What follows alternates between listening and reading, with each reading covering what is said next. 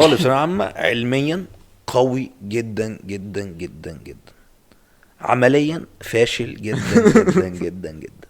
ده حقيقه. ايوه. تعبير ثانويه عامه محفوظ في كده بتاع محفوظ. سبعة تمن، في دايما سبعة تمن سطور كده تحفظهم. لا ما كانش عندنا فرأيت محفوظ. قلمي يسترسل وينهمر علي بالمعلومات وهذا الموضوع هي أصل هي ثانوية عامة. ثانويه عامه برضه اصعب. ثانوية عامة يا جماعة بعد أصعب كتير. المرافعه الطويله دي ثانوية عامة كليه. انا عارف ان انا داخل على ايام سودا، كنتش متوقع ان هي كده يعني. يعني مبسوط قوي كده. ده ايه بقول لك الحزن ده؟ انا قاعد فين؟ فين طالع فين. انت عايز تقنعني ان في حاجه اسمها زد؟ يعني في حاجه، احنا عندنا اكس وواي. اه طبعا انت مش إيه الزد مدرك ده؟ يعني 3 دي. كان رايك كيف امتحان الفيزيكس اللي قالوا عليه السنه دي؟ انا عارف ان انا هتشتم بعد اللي هقوله ده، بس حتى اخويا في ثانوية عامة ما صعبش عليا، ما حدش صعب عليا.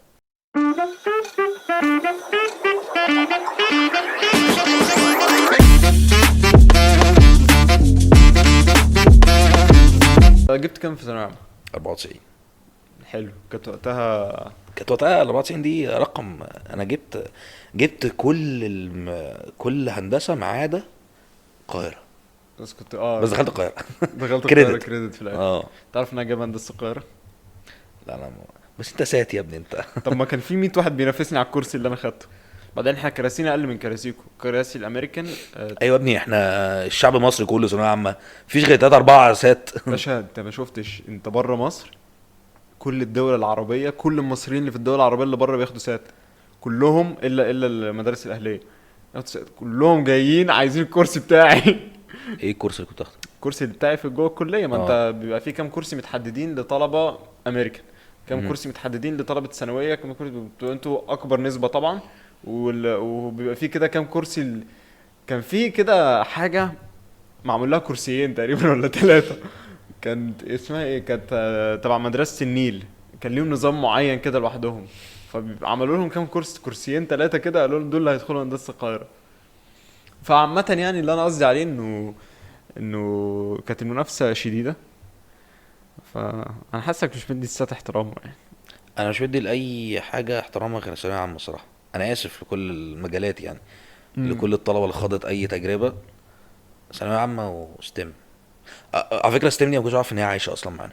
انا عرفت ستيم دي لما كنت قاعد في اول محاضره ليا في هندسه، واول سؤال اتسال في اول 5 دقايق في هندسه، وانا قاعد بقى في اعدادي هندسه، انا داخل مهندس وماسك بقى فاهم، مع ان مفيش رسم، داخل بمصطلح حرف التي دي ساموراي ايوه. داخل وقاعد مش عارف ايه. لقيت الدكتوره كانت ساعتها سالت سؤال كده، رفع ايده جاوب. ايه ده جاي محضر من ثانويه عامه، جاي قاري المحاضره قبل ما يخش. ايه يا ابني، ده اول 5 دقايق مش اول يوم حتى. امم. بالكلام كده انت ستيم يا ابني كل ده خدناه قبل كده. ستيم خدت 3/4 منهج اعداديه، اعدادي هندسه عندنا. امم. سفاحين. انا معبت وبيتعدوا على الصوابع. سفاحين هو يعني. استم ده بيكون تبع اي انا مدرسه؟ انا يعني مش فاكر، كان سايز تكنولوجي انجينيرنج ماث تقريبا. احنا ممكن نسيرشت.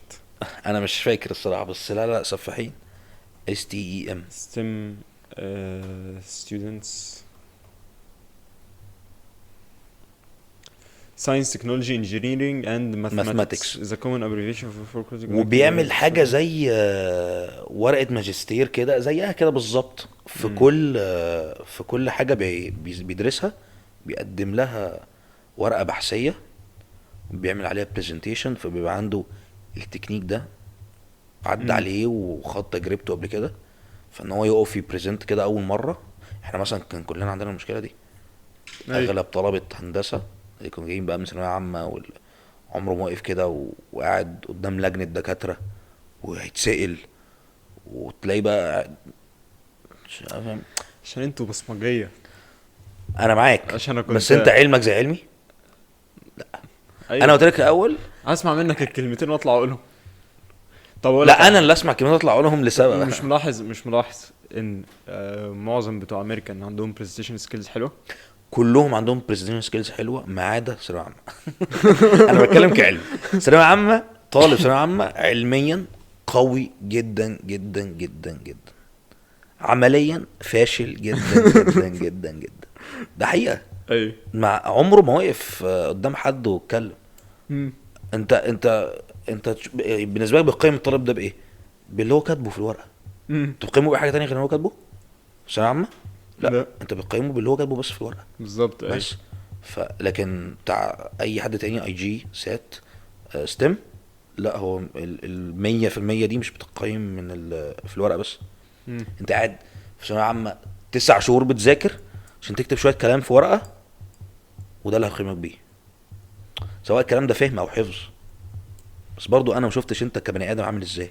بس عارف ال اس اي تي دي بقى، انا دي نقطة هتفتح علينا بيبان جهنم دلوقتي. انا هتولى الموضوع. انت تلاوش يا جماعه. انت انت الخصم دلوقتي، بس في 1000 واحد هيشتمني. الاس اي تي بيعلمك جوه الامتحان فقط، جوه الامتحان work under pressure اكتر بكتير من ثانويه عامه. ليه بقى؟ مش اقول لك ليه. لان انت جوه الاس اي تي هفهمك على حاجه. احنا عندنا بيبقى فيه ريدنج ورايتنج وماث، اوكي؟ طيب الريدنج ده بتبقى ايه؟ بتبقى معاك ساعه بتقرا فيها 5 passages. كل passage بيبقى معمول من كذا باراجرافز كتير. باسج ايوه ايوه. هتدوت على بعضها كده، وكل باسج بتتسأل فيها 11 سؤال. فانت عندك 5 باسجز، كل باسج بتتسأل جوه 11 سؤال. الكلام ده كله في ساعه. يعني انا مطلوب مني اقرا، وفي امتحان حاجه انجلش؟ امتحان انجلش ريدنج بس، وفي بعدين رايتنج. الريدنج ده انت بتقرا المقاله الضخمه دي، تمام؟ وساعات بتبقى باولد انجلش، ولما تبقى باولد انجلش بتبقى عايز جوجل بنت ترانسليت كلب. جنبك. انت اصلا مش فاهم اللي انت بتقراه حتى لو انت فاهم انجلش. وفي منها بتبقى حاجات قانونيه من ايام ابراهام لينكولن من زمان وكده. فهو اصلا طريقه كتابته يعني يلا الله يرحمه. عطيق. الله يرحمه مطرح ما راح بقى. فتلاقي ان انت قاعد تقرا ومطلوب منك تحل بسرعه، وبقول لك ساعه بس، والله العظيم انت ما هتلحق تخلص. ما فيش بني ادم بيلحق يخلص الريدنج دي. بنت كلب. انت لو قريت الباسج مره ما فهمتهاش، ما تحاولش تقراها تاني. انت اهبد الاسئله وامشي، فاهم؟ بعد كده الرايتنج سرعه. الرايتنج كان اخف واحد فيهم. انتوا عندكوش في الرايتنج الحاجات اللي عندنا في ثانويه عامه دي؟ اللي هو ايه؟ احنا عندنا تعبير ثانويه عامه محفوظ في كده بتاع محفوظ؟ 7 8، في دايما 7 8 سطور كده تحفظهم. لا ما كانش عندنا فرأيت محفوظ. قلمي يسترسل وينهمر علي بالمعلومات وهذا الموضوع هي اصل هي انت حاجه بتبتدي بيها ايا كان الموضوع التعبير المفروض تتكلم فيه، دايما بتبتدي 7 8 سطور كده احنا حافظينهم. وبعد كده بتيجي تهري كده في كلمتين ليهم علاقه بالموضوع، بعد كده تقفل تقفيله برضه احنا حافظينها. لا احنا كنا عندنا في السات كنا في حته الرايتنج في السات انت كان بيبقى عندك باسج كان بقى فيه ايه. في مدرسين مصريين في وقتها كانوا بيدونا دروس، كانوا بيستنصحوا. يقول لك ايه؟ يقول لك اول ما تشوف دي اعمل دي. انت مش فاهم ده ايه بس اعمله. بيحاولوا يبصمجوه. اول ما تشوف دي اعمل دي، اول ما تشوف دي اعمل دي، اول ما تشوف دي اعمل دي. انا طبعا فكست كل الهبل ده. انا كنت عندي في قواعد الرايتنج كنت بعرفها وشغال بيها، دي اللي بظبطها. ان انت كان بيجيب لك باسج وفيها اخطاء كتير، ومطلوب منك تقعد تصلح الاخطاء بتاع الكاتب، فاهمني؟ فانا كنت بصلحها مبنيا على القواعد اللي انا عارفها. الريدنج قلت لك كنا بنقرا الباسج ونخش نحل، صح؟ لا كان يقول لك ايه؟ بص يا معلم، انت هتقرا اول سطرين في الباسج، تمام؟ دول تخلوك تحل اول 3 اسئله. بعدين هتقوم قاري 5 سطور من النص، هم بيبقوا عاده هنا. تقوم داخل حل كام سؤال، في كام سؤال في الاخر دول لازم تكون قاري باسج كلها، افكس لهم. استنصاح. طب والله انا ده ذكاء باشا. معاك ساعه اهو بلم النظريه دي جمع واكسب النظريه دي اللي خلتني اكسب المنافسه مع الطلبه اللي كانوا بيشتغلوا بالنظريه دي بجد. دول. معظم الطلبه المصريين كانوا بيعملوا كده، كانوا يقعدوا يستنصحوا في الحته دي عشان مش عايزين يكبروا. كل الطلبه المصريين هنا في ثانويه عامه كانوا بيعملوا كده. انا قاعد استنصح وادور على طريقه. يا حبيبي اقرا الباسج وحل، هي دي الطريقه، انك تقرا الباسج وتحل. انا عايز اقول لك ان انا كنت فاشل جدا في الريدنج ده اول ما بدات. يعني انا كنت جايب 28 من 52 في اول امتحان سات في الريدنج، تمام؟ اخر امتحان سات ليا كنت جايب 43 من 52، وده كان رقم حلو جدا وقتها يعني. ال 28 دول انا عملت ايه؟ قعدت لما لقيت نفسي فاشل كده والله العظيم اشتريت كتب وقعدت اقراها كل يوم قبل ما انام. كل يوم اقرا كام صفحه قبل ما انام، اقعد اقرا. ما بانش الافكت بتاعها غير عليا بعد سنه. لما لقيت نفسي بدات ايه استوعب بسرعه. ما حدش كان عنده الصبر ده، فيبداوا ايه يقول لك لا انا مستنصح بقى ندور على الطرق التانية. مفيش طرق تانية، هو عفريت لازم تواجهه. صح. فاهمني؟ فالبريشر بقى ده اللي كنت بتكلم فيه، حته البريشر. البريشر بتاع ان انت قاعد يا نهار ابيض، طب انا الباسج لو ما فهمتهاش ايه اللي هيحصل؟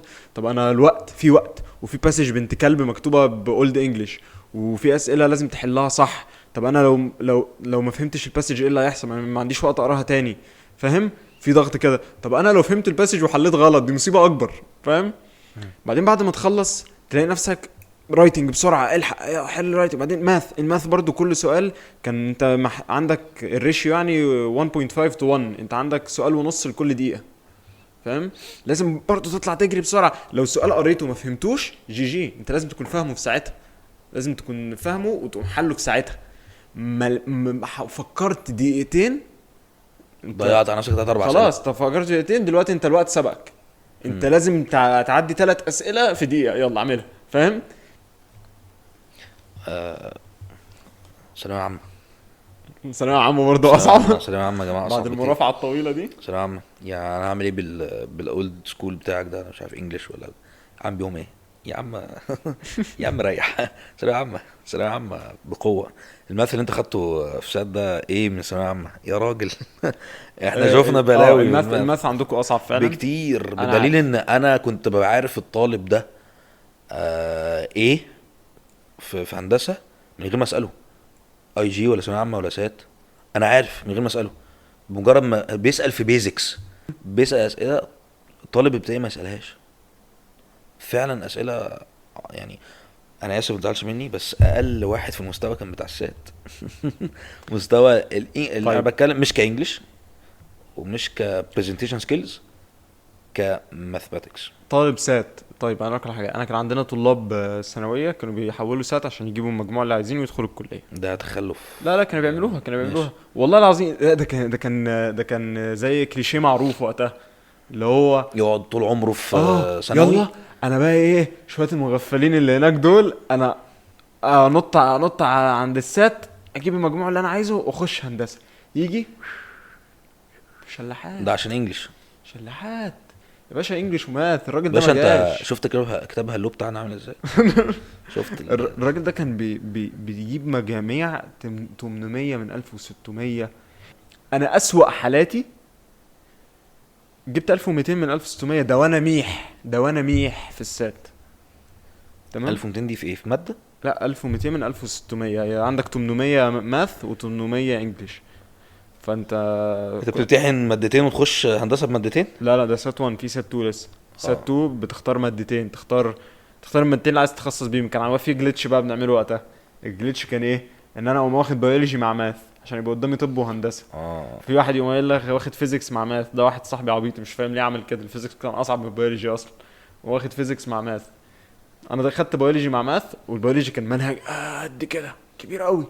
تمام. فانا ببص، صاحبي كان بيذاكر قبلي بسنه، وعشان هو كان مخلص سات 1. انت اول ما تخلص سات 1 تقدر على طول تخش على سات 2.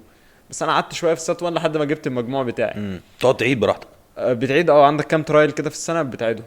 فاول ما خلصت سات 1 دخلت بقى على سات 2، لقيته بيديني كتاب قد كده بيقول لي ذاكر.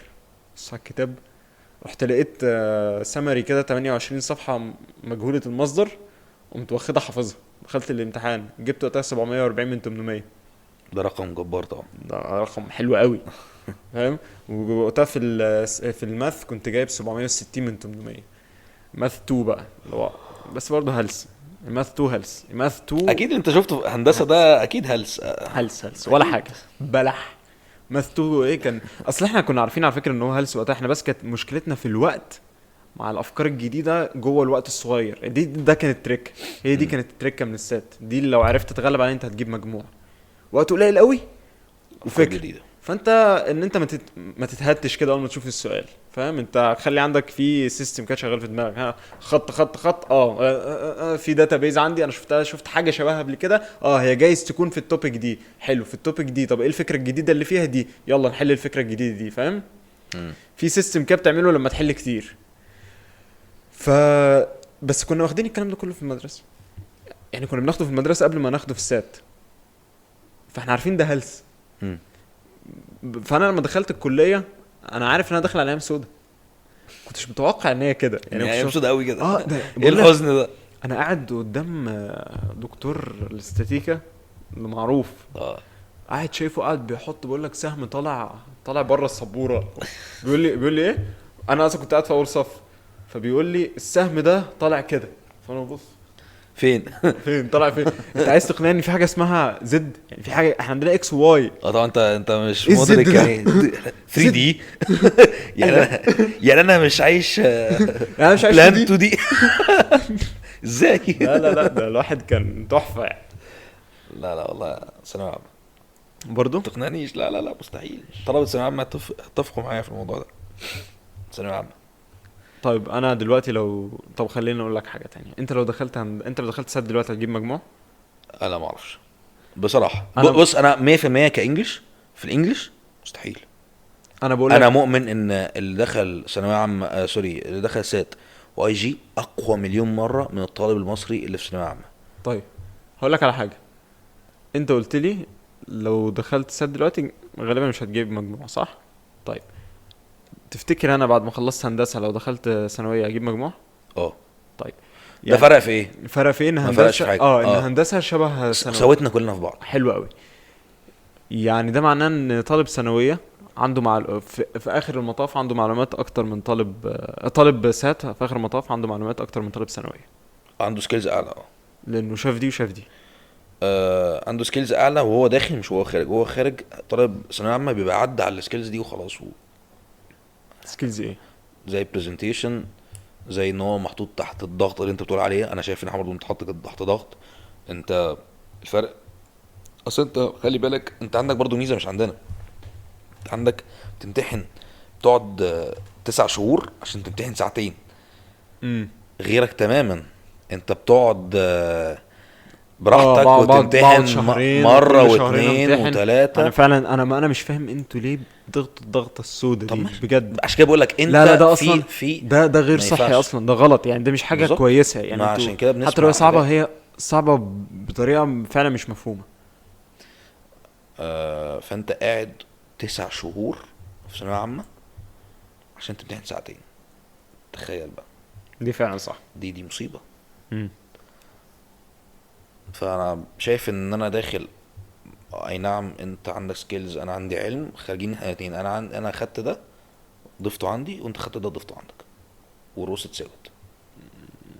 يعني لحد ما فير ماشي. تمشي. طب انا اقدر احل ماث زيك، انت تقدر تحل، سيبك مني، تقدر تحل انجليش زي واحد اس اي تي؟ اظن عامه انا اعرف ناس كتير قوي اللي هي بتتكلم 3 كلمات عربي في وثانويه عامه عادي. عادي. بس مش شرط 3 كلمات عربي تبقى انت فاهم انجليش. سيبك اصلا من كلمه، انا مش فاهم ليه اصلا 3 كلمات عربي تتكلم عربي. انا مش عارف. انا يعني انا بعملها كتير بالغلط، بس بيكون فعلا مش قصدي. بس هو انت في ناس ما بتعرفش تعبر عن الكلمه غير بالانجلش عارف. بس في ناس لا انا اتكلم انجلش وابين ان انا لازم ابين ان انا فاهم انجليش. تلاقي الاكسنت بتاعته زي الخرا. يا ده. I'm very sorry، انا كنت في كندا اصلي ولسه واصل لسه واصل. يعني. لا لا لا بجد الموضوع ده سيء. تتكلم بالعكس. انا الاحلى كمان بالنسبه لي انك تتكلم فصحى. يعني انت في نص الكلام كده تقوم حاطط كلمه لغه عربيه. اوف. دي والله دي قوية أوي. فليكسنج ودي فليكسنج، يعني الاثنين واحد لا بيفرق لا عضلاته. لا لا لا خالص. في كده كلام باللغه العربيه بيبقى في محله كده يمكن بيبقى يخبطك. التعبير اقوى لما تقول فاهم تقول خصوصا بقى الحروف اللي هي قلقله.